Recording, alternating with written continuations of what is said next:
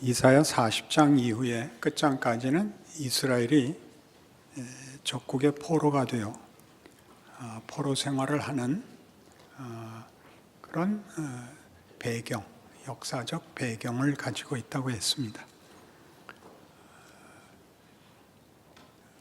그들의 나라는 멸망하였고 하나님은 이스라엘을 버린 것 같으며 이스라엘은 자신들의 민족과 국가의 멸망이 정치적, 민족적 문제를 넘어 자기네가 믿던 하나님의 존재, 또 하나님이 자신들에게 주었던 약속, 그러니까 신앙과 결부되는 심각한 도전에 직면하게 됩니다. 하나님은 이 포로 중에 있는 이스라엘 백성들에게 찾아오사 하나님의 약속은 아직도 유효하며 지금 일어나고 있는 이런 현실적인 재앙과 또는 심판과 절망들이 끝이 아니라고 거듭 말씀하십니다. 오늘 44장에서 보는 바와 같이 나의 종 야곱, 내가 택한 이스라엘, 이런 표현들은 조금 더 깊이 찾아보겠지만 이런 이스라엘이라는 나라 이름, 야곱이라는 그 개인의 이름을 통하여 이미 역사하셨던 하나님의 자기 설명, 이스라엘에게 준 약속들이 가지는 이미 이루어졌던 역사 속에서의 약속들을 상기시킵니다. 6절에 가면 이 하나님은 이스라엘의 왕인 여호와, 이스라엘의 구원자인 만군의 여호와가 이같이 말하노라. 나는 처음이요 나는 마지막이라. 나 외에 다른 신이 없느니라. 내가 영원한 백성을 세운 이후로 나처럼 외치며 알리며 나에게 설명할 자가 누구냐. 있거든 될 일과 장차올 일을 그들에게 알릴지어다. 이렇게 말씀하심으로 하나님은 운명을 쥐고 계신 분, 시간을 장악하고 계신 분으로 자신을 소개합니다. 처음이고 마지막입니다. 그것은 계시록에서 예수님께서 당신 스스로에게 붙인 설명이기도 합니다. 나는 시작과 끝이라, 알파와 오메가라. 하나님은 시작이시고 그리고 결과이십니다. 어느 곳에서도 하나님이 시작이 과거에 일어난 사건으로서 돌이킬 수 없듯이 결과가 하나님의 약속으로서 돌이킬 수 없는, 타협되거나 포기되거나 실패하지 않을 것을 말하고 있습니다. 우리는 이것을 전문적인 용어로 하나님의 예정이라고 부릅니다. 하나님의 작정이라고도 하죠. 하나님은 창조주로서 존재하는 만물의 창조주이실 뿐만 아니라 시간의 주인이시기도 합니다. 그러니까 모든 존재와 존재의 가치와 존재의 결국, 의미, 완성을 그가 쥐고 계시죠. 이 부분에 대한 성경이 말하고 싶은 내용보다 우리의 질문은 좀 더 부정적일 때가 많습니다. 하나님이 모든 걸 쥐고 계시다면 우리 인생에 일어나는 혹은 인류 역사에 일어난 비극들, 절망들, 반발들, 또 후회들은 뭐냐? 이 질문이 가장 먼저 일어나게 돼 있죠. 하나님이 계시다면 차마 이런 일이 일어날 수 있는가? 그리고 개인적으로는 믿기 전에야 많은 실수가 있을 수 있다 치더라도 예수 믿은 이후에 간절히 드린 기도와 소원은 다 왜 응답되지 않는가 하는 문제들이 이 예정으로 설명되는 성경의 주장과 정면으로 부딪힙니다. 여기에 대한 하나님의 기이한 약속은 이 예정, 하나님의 뜻을 이루기 위하여 인간에게 자유를 주셨다는 것입니다. 하나님 자신마저도 거부할 자유를 주신답니다.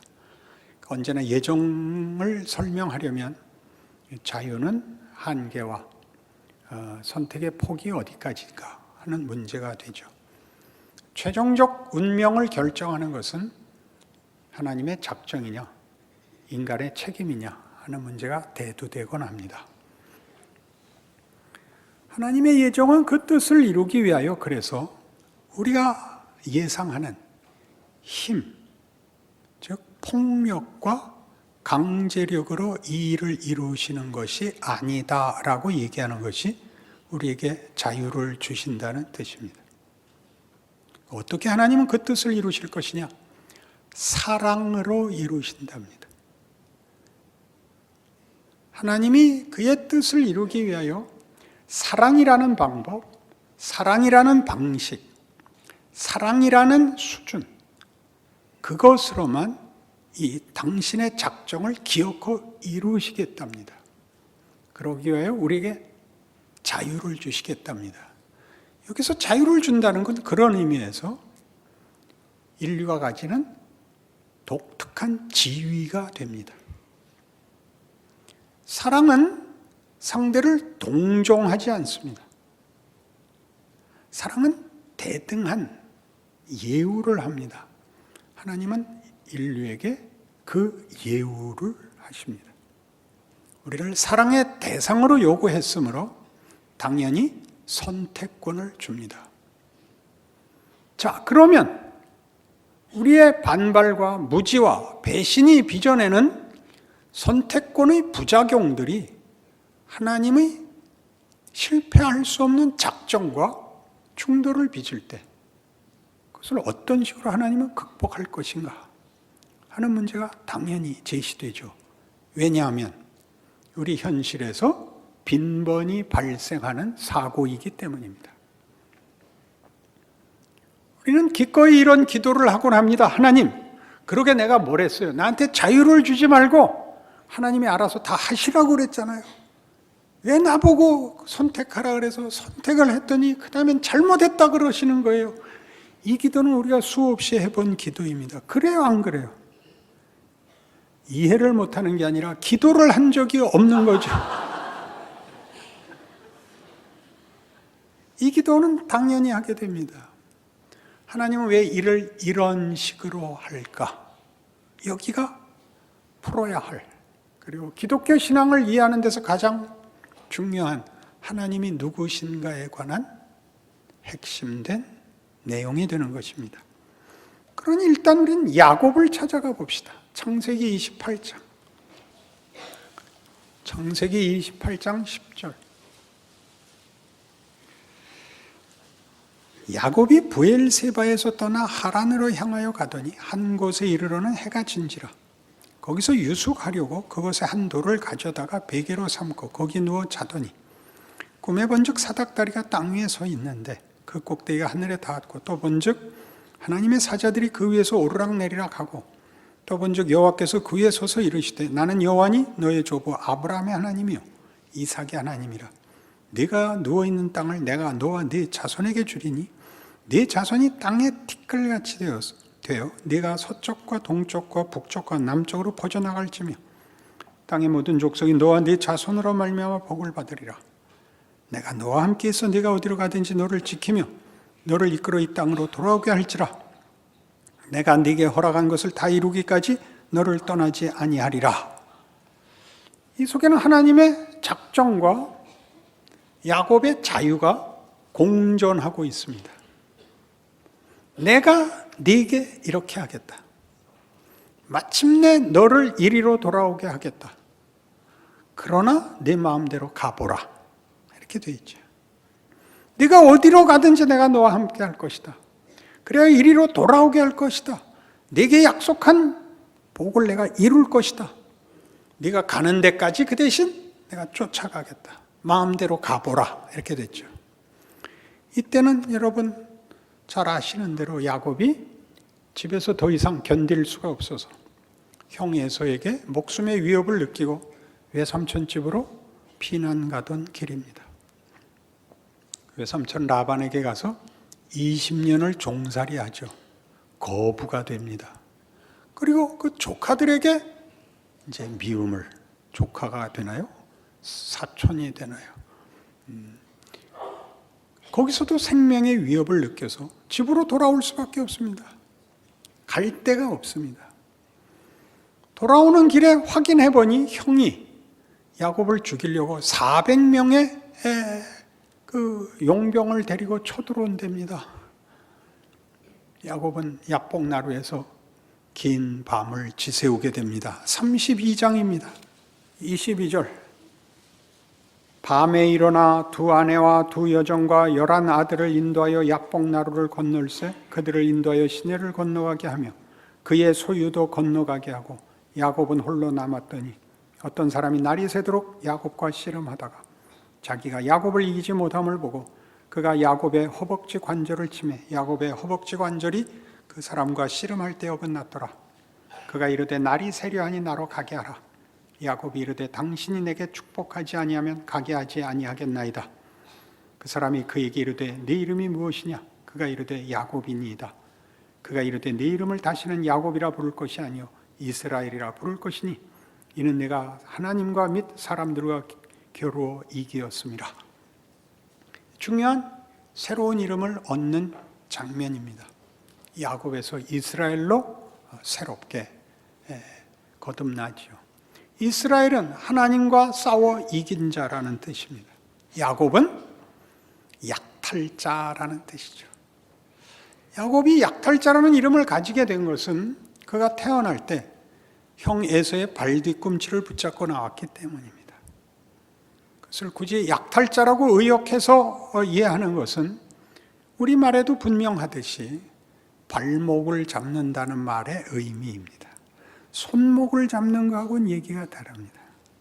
손목은 연애 걸 때 잡는 거고 발목은 해칠 때 잡는 겁니다.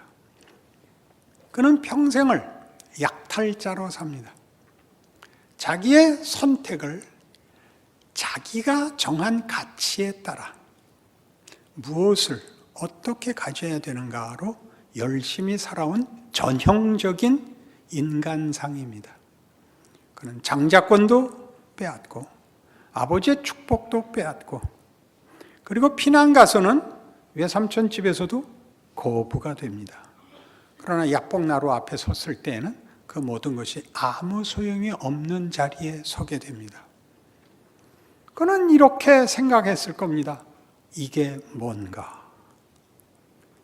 인생이 뭔가? 인문학이 밝히는 것처럼 인류 역사와 또 각 개인의 인생 속에서 최종적으로 받는 질문은 이겁니다. 이게 뭔가? 최종적 질문이라고요? 하나 더 있습니다. 이게 뭔가 다음은 무슨 질문이 남아 있습니까?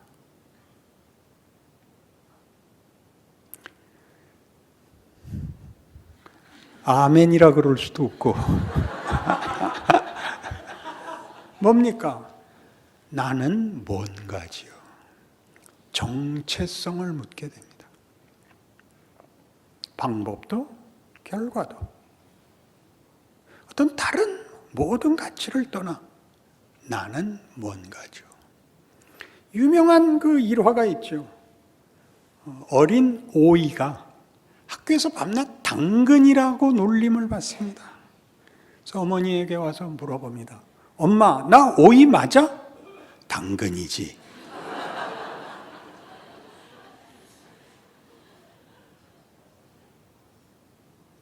못 알아듣는다 이거죠. 야곱은 야복나루에서 결국 이 마지막 질문의 자리에 섭니다.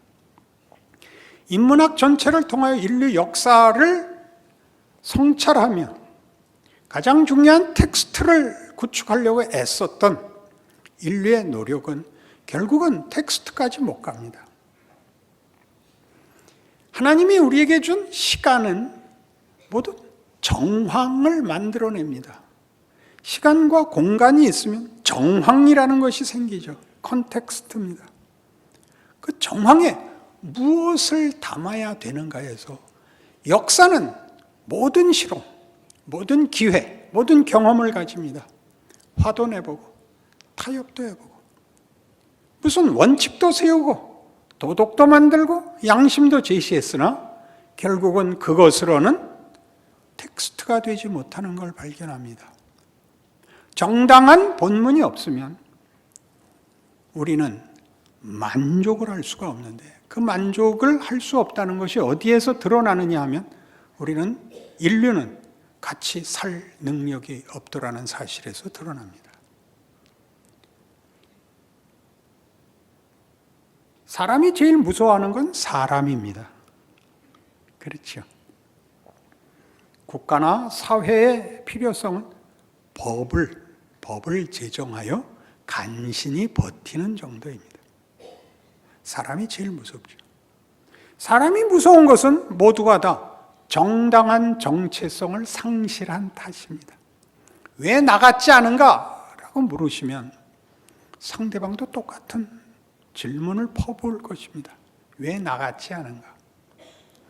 전쟁이 역사에 제일 많이 등장하는 이유는 서로 다 나 같으라는 싸움을, 나의 정당함을 위하여 상대를 죽여버리는 방법밖에 공존의 다른 방법이 없다는 확인입니다. 그러니 인문학이 발견한 텍스트는, 본문은 공포였습니다. 공포란 인간에겐 정체성이 없다라는 말의 다른 표현입니다. 인간은 뭔지 모르겠다. 역사를 살펴봐도, 철학과 문학을 동원해서도 인간은 거대한 갈망이 있지만 그게 무슨 갈망인지, 어떻게 채울 수 있는 갈망인지, 갈망의 실체가 뭔지를 모르겠다였습니다. 성경이 그 답을 하는 것입니다. 그것은 정체성입니다. 인간은 뭐냐? 하나님이 만든 창조물입니다. 너무 쉬운 답으로 휙 가버린 것 같으죠. 거기가 중요합니다. 하나님의 정체성을 알지 못하면 인간은 정체성이 성립될 근거를 가지지 못합니다. 왜냐하면 인간은 하나님이 사랑하는 대상이기 때문입니다. 그러니 오늘 우리 이사야 44장에서 보는 하나님의 작정이라는 것은 다만 하나님의 뜻을 이루는 일을, 그 의지를 선언하는 것보다 더 크게 그리함으로써 드러내는 하나님은 누구신가에 관한 보이는 설명, 보이는 설득입니다. 하나님이 그의 일을 하심으로 하나님은 이런 분이구나라는 게 드러나는 것이 예정이고, 우리는 누구인가에 대해서 하나님이 우리를 어떻게 대접하며 무엇을 만들려고 하시는가가 우리의 자유 속에, 우리에게 허락한 자유 속에 하나님이 우리의 선택과 당신의 신실함을 섞어 씨름하여 만드는 속에서 확인된다고 가르치는 것입니다. 그게 야곱의 자리죠. 하나님은 최후의 순간에 야곱이 자신의 정체성의 방황과 당황과 그 공황에 빠졌을 때 찾아와 마지막까지 덮어 누르지 않고 씨름하십니다. 놀라운 일이죠. 씨름하십니다. 야곱은 항복하지 않습니다. 최후의 순간에 돌연한 변화가 일어나는데 우리는 거기를 설명할 길이 없습니다. 하나님은 그의 환도뼈를 치고 나는 가겠다라고 얘기합니다. 골반을 쳤는데 사람이 서 있는 육체의 가장 중요한 근간입니다. 거긴 다리도 붙어 있고 상체도 얹혀 있습니다. 거기서 야곱이 돌아서는데 그것을 우리 쉬운 말로 회개라고만 얘기할 수 없습니다. 인간의 정체성은 스스로 만들 수 있는 것이 아니다 쯤을 그 공포를 통하여 희미하게 느끼고 근거가 되어 하나님을 붙잡아야겠다는 반전이 일어나는 것으로 보입니다. 그 반전은 공포 때문에 일어나는 것도 아니고 그의 각성도 아니고 그것은 창조입니다. 그러나 야곱에게 일어납니다. 하여튼 못 가십니다. 축복하기 전엔 못 가십니다. 네 이름이 뭔데? 약탈자입니다. 그러니 네 힘으로 탈취해 가져라. 안 됩니다. 내가 만들 수 없습니다. 하나님이 주셔야만 됩니다. 네 이름을 다시는 야곱이라 부르지 말고 이스라엘이라 하라. 무슨 뜻입니까? 하나님을 붙잡아 승리하게 되는 자. 씨름은 떨쳐내는 싸움이기도 하고 붙들고 늘어지는 싸움이기도 하게 된 것입니다. 지지 않으려고 밀던 싸움이 붙들고 늘어진 싸움으로 변화되는 그 신비와 그 기적은 우리는 모릅니다. 왜요? 십자가의 반전도 동일하니까요. 그러나 여기에서 하나님이 야곱에게 준 세월들, 기회들, 선택이라는 지위가 결국 우리를 설득과 납득의 가장 중요한 수단이 된다는 것만은 알게 됩니다. 우리는 공부를 하듯이 기독교 신앙을 가지진 못합니다. 그래서 각각의 경우에 각각의 독특한 자기 확인과 자기 고백이 있습니다. 내용은 같은데 경험은 다 다릅니다. 그래서 가장 많이 일어나는 신자들의 실수는 내가 구원받은, 내가 변화된 그 컨텍스트에 데려가면 다 텍스트가 만들어지는 줄 알아서 무슨 기도원에 가서 시냇가에 있는 몇 번째 바위에 앉아서 밤을 새면 구원을 받는다, 성령을 받는다라는 그런 간증이 생겨난 것입니다. 모두가 다릅니다. 같은 데오죠. 같은 데는 같은 주인, 동일한 인격, 그 정체성을 아는 데 옵니다. 하나님이 누구신가를 아는 데로 옵니다. 그래서 이 일은 예수 그리스도 안에서 이제 본격적으로, 아니 가장 확실하게 이 하나님의 작정과 우리에게 준 자유라는 것이 어떻게 함께 연합하여 하나님의 뜻을 이루시는가 라는 문제에 대하여 십자가는 가장 중요한 증거고 완성입니다. 빌립보서 2장으로 가시죠. 빌립보서 2장 5절 너희 안에 이 마음을 품으라 곧 그리스도 예수의 마음이니 그는 근본 하나님의 본체시나 하나님과 동등됨을 취할 것으로 여기지 아니하시고 오히려 자기를 비워 종의 형체를 가지사 사람들과 같이 되셨고 사람의 모양으로 나타나서 자기를 낮추시고 죽기까지 복종하셨으니 곧 십자가의 죽으심이라. 이러므로 하나님이 그를 지극히 높여 모든 이름 위에 뛰어난 이름을 주사 하늘에 있는 자들과 땅에 있는 자들과 땅 아래에 있는 자들로 모든 무릎을 예수의 이름에 꿇게 하시고 모든 입으로 예수 그리스도를 주라 시인하여 하나님 아버지께 영광을 돌리게 하셨느니라. 두 가지가 다 나옵니다. 하나님의 작정과 인간에게 준 자유가 여기에 동시에 결합을 하는데 하나님은 그의 뜻을 이루기 위하여 지고 지는 길을 갑니다. 우리의 무지, 외면, 거부, 배신, 누명, 죽음을 감수하십니다. 왜 감수하시죠? 따라 들어와서 그의 일을 이루기 위하여 따라 들어오사 우리에게 간섭하셔서 그 일을 당합니다. 멀리 계셨으면 거부고 배신이고 다 없는 거죠. 거기까지 따라 들어오십니다. 그의 작정, 그의 일하심은 아까 얘기했죠? 사랑이라는 방법으로 하는 겁니다. 상대방을 존중하며 기다립니다. 우리는 그동안 뭘 하죠? 우리에게 준 선택권을, 자유를 마음껏 구사합니다. 뭘로 구사했죠? 하나님이 감수한 모든 것, 무지, 기만, 배신, 왜곡, 분영, 뭐든지 했죠. 그 모든 것이 어디로 가나요? 예수 안에서.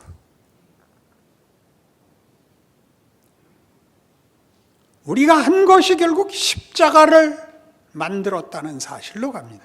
십자가는 우리가 한 모든 것의 궁극적 결과물입니다. 죽음이죠.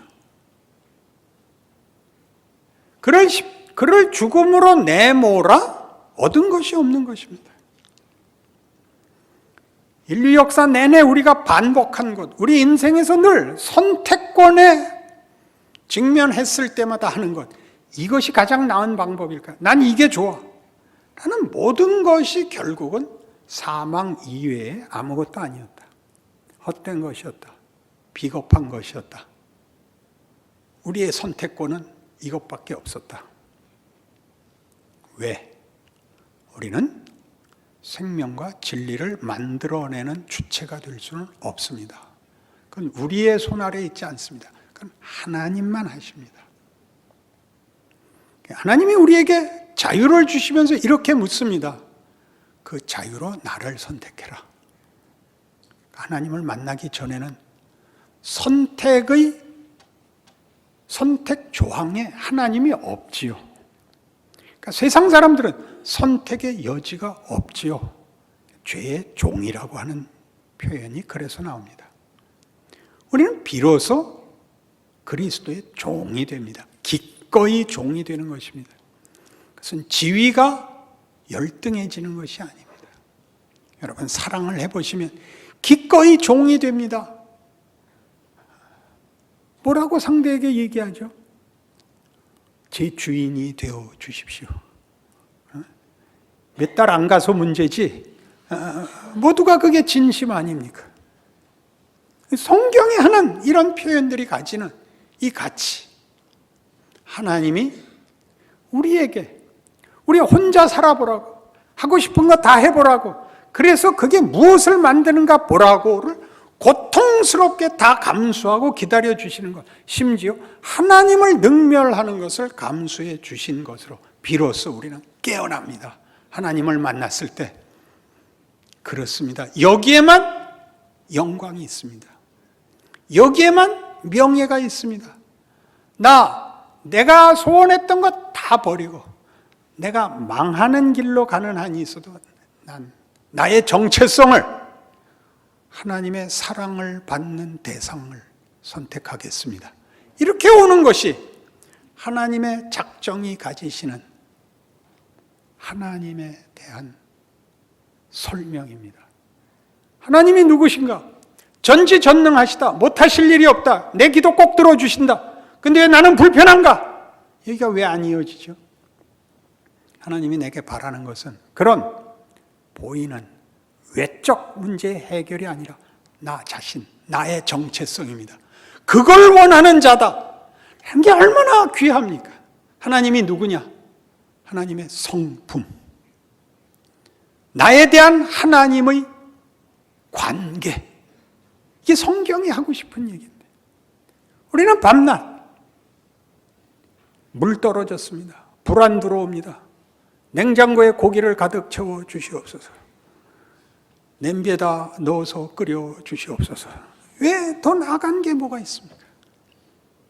우리의 전 인생에 걸쳐 우리가 밤낮 원망하는 것들이 내가 선택한 것이고 그것이 나은 것이 아무 유익이 없다는 걸 반복적으로 보면서도 우리는 아직 항복하지 않죠. 강요할 마음 없습니다. 하나님이 일하고 있다는 것만을 기억해 주십시오. 하나님께 책임을 전가하지 마시고 여러분에게 준 기회가 무엇을 만들고 있는지를 기억하여 이 승리, 하나님과 하나님이 하시는 일의 내용에 대한 이해가 여러분으로 하여금 여러분에게 벌어지는 현실, 정황이 어떤 것일지라도 정체성에서 이기는 자가 된다면 위대할 수 있다는 것, 감수할 수 있다는 것, 그것이 우리에게 죽음이 가로막을 수 없는 자랑이 되고 감격이 되는 것, 그것이 기독교인인 것입니다. 기도하십시다. 하나님 아버지 은혜를 감사합니다. 우리의 자랑은 하나님께 있습니다. 하나님만이 우리를 위대하게 하십니다. 하나님의 자녀라는 이름으로 불리게 하십니다. 우리 인생을 살아갈 수 있게 하십니다. 온갖 도전과 시험과 유혹 앞에서 하나님의 사람의 거룩함과 위대함과 명예와 자랑과 실력을 보일 수 있습니다. 웃을 수 있지요. 용서할 수 있지요. 감사할 수 있지요. 이 인생 놓치지 않는 우리 되게 하옵소서. 예수님 이름으로 기도합니다. 아멘.